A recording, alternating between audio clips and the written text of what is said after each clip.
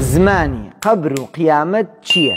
زۆر بە کورتی لەم سەری قورئان و صحیح سنەتی پێغەمبەرمان صلی الله عليه وسلم بۆ ئەو سەرەکەی نەهاتووە خوا و پێغەمبەرمان زمانێک دیاری بکەن بێژن لەناو قبر و قیامەتە بەم زمانە قسەتان لەگەڵاکەن بەم زمانە وەڵامەدەن.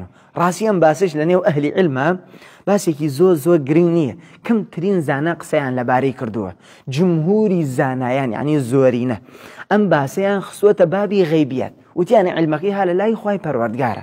هەنێ لە ئەهلی علم وتویانە بە زمانی عەرەبیە یان وەکو سریانیە، بەڵام ڕاستی بگەڕێ بە دوایانەوە هیچ بەڵگەیەکی صحیحیان پێ نییە. و بۆ ئەم بابەتە گرنگیەکی وای پێنەدریاوە، یەک لەبەرەوەی باسمان کردێکێکە لە ئەموری غەیبی ئەمە، دوو لەبەرەوەی ئەو خوای کە ئێمەی پەرسین ئەم دنیا کە قیمەتێکی وای نییە لە لای خوای پەروەردگارە، تەماشاکەی چەندان زمانی داناوە ئێمە ئاڵ و گۆڕێکن.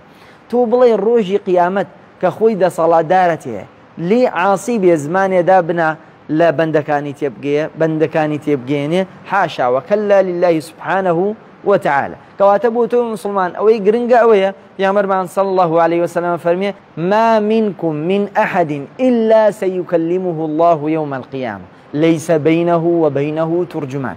هیچ یەکێ لە ئێوە نییە إلا لە ڕۆژی قیامەتە خۆی تاق و تەنیا لە بەرامبەر خوای پەروەردگارە محاسبەیەکە قسەی لەگەڵاکە، لە نێوانی خۆی و خوای پەروەردگارە هیچ کەسێک نییە تەرجمە بکات. والأمر يومئذ لله، هەموو کاروبارێکی ئەو ڕۆژە ها لە لای الله سبحانه وتعالى.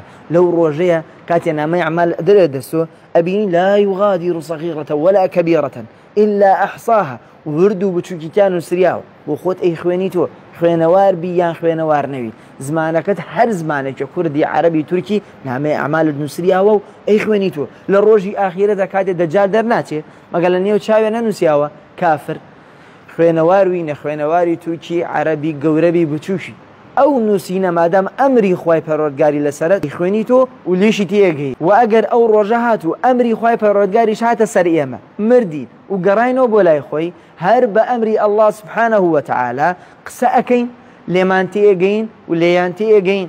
ئەوەی گرنگە بۆ منی تۆ مسلمان لە ئێسایە بایەغی پێبین ئەو ئیمانەیە کە لە ئاخیرەتە سوودمان پێگەینێ. واللهی ئەگەر بە ئیمانەوە نەگەڕینەوە بەلای خوای پەروەردگار هەر لە ناو قەبرەکەمانە زمانمان ئیتر پێویستمان پێ نابێنێت تەتەڵاکە ها ئەمەی قسەکانمان. والآخرەتشە خوای پەروەردگارە فەرمێ اليوم نختم على أفواههم، مجرم و خراپەکارەکان خوای پەروەردگار پێویستی پێیان نییە هەر قسە بکەن دەمیان دائەخات. خوای پەروەردگار لە چاکەکارانمان حسێوکە لە قەبر و قیامەتە زمانمان پاراوکە. ئامین. والسلام عليكم.